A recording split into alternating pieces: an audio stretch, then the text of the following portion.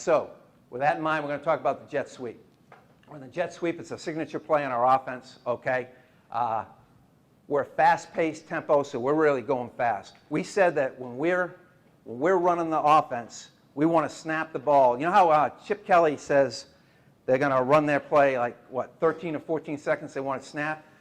When I talk to Coach Malzahn and those guys at Clemson and Auburn, they don't look at it that way. They say, because they say the time the official spots the ball is always different.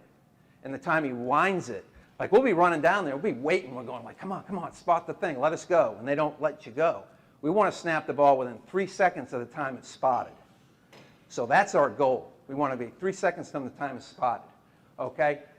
We can use this motion, all right, to create multiple plays and formations. So if you got a formation and a play, and you run the jet left or right, you create more different formations and more conflicts for the offense. So, and the next thing is you're always getting on the perimeter.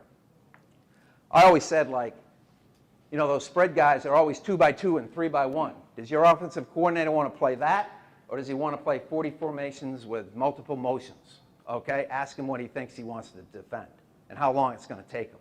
So we want to be able to do that kind of stuff. Okay, traditional jet. You know, we used to run on any offense. You know, it stretches the field. All right, basically we used to think of it this way. You can run on any formation. You stretch the field. You can run it bunched up and run to space. You can spread them out. And you would make tacklers run, okay, and cover guys tackle. So when we're running regular jet, we want to make the defensive linemen run, and we want the perimeter guys to tackle, and because that's exactly what they don't want to do.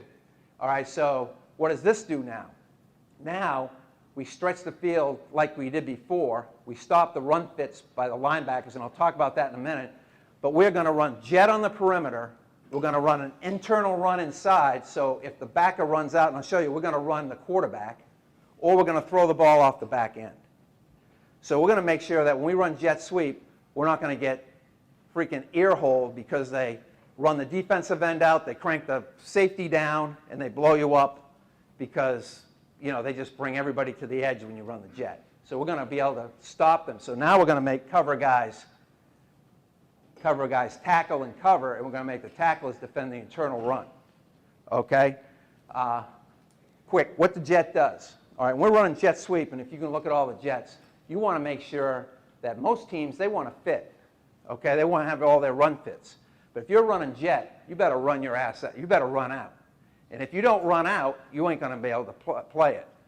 And if that guy, usually, if you run any jet sweep, you're going to see him coming over the top all the time. All right? So we want to expose them. We want to make them run sideline to sideline instead of run fit. Okay, now, advantage of being in the gun. In the gun, you can see the field, or the quarterback can see everything. Enhances the passing game, and you can always have an RPO tag. You can have a pass tag to everything.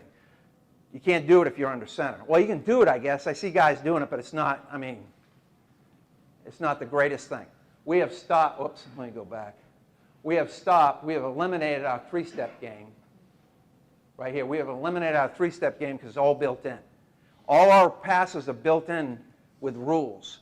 So depending upon what the motion is, where the tailback is determines what the perimeter is going to do, because our perimeter guys don't block anymore unless the only play that our perimeter guys block is jet sweep to it. Everything else, they're running a pass play. Okay? Shoot, those guys ain't blocking anyway, so they might as well do something. If they run a pass play, you're occupying defenders. Okay? All right, no need to check the play anymore. We don't check many plays because we're tempo. We're going really, really fast. And when you're going fast, they can't blitz very good. Okay?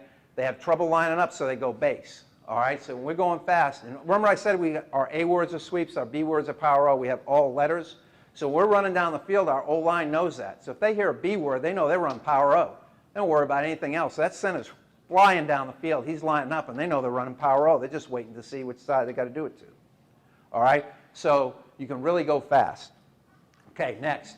Okay, when we run jet, our new jet, okay, we're going to run it 7 ways. We can run it traditional, where we're going to pull the front side guard, reach the edge, and run the jet sweep.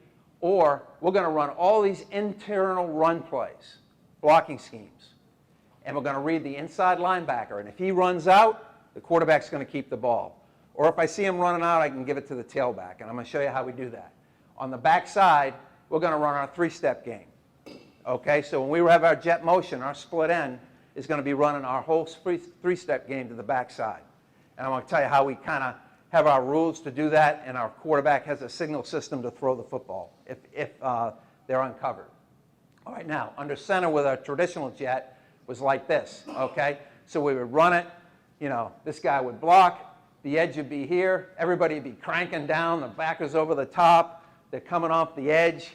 You know, it was kind of hard to run it anymore. So it would look like, you know, it would look like this, and okay.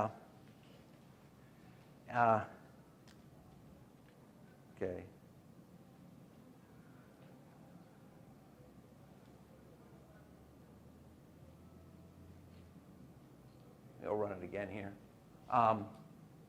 So we put them in motion really quick. So it'd be under center. We would run this guy across. We'd snap it at the backside of the offensive guard's heel, and we'd go to the edge. And we have that guard pulling. Okay?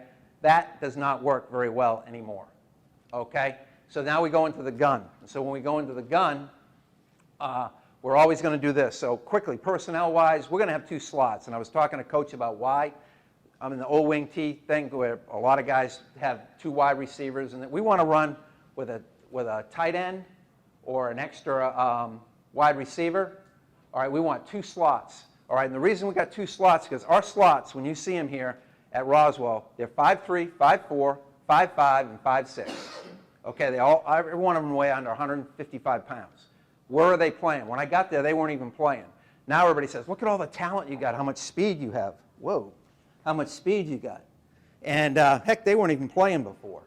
So you can find guys to play that spot. All right, and what do those guys do? They run jet sweep and they catch bubbles and quick screens and choice routes and stick routes, okay? And they can be an issue, even if they're small. And they don't have to block that well. Okay, now, traditional gun. All right, let me go back real quick. What we're going to do is we put him in motion. All right, so when we put the slot in motion, if we're going jet to the right, we're going to put him in motion. When he goes in motion, he goes as hard and as fast as he can go. We're going to snap the ball, okay, on the outside foot of the offensive tackle. The quarterback is going to receive the ball, and he's going to take two shuffle steps. Okay, he's taking those two shuffles, so he's getting down the line with a mesh, and he's going to read whether it's an internal run or a pass. Okay, and then we're going to block on the edge. So that's what we're going to do real quick here.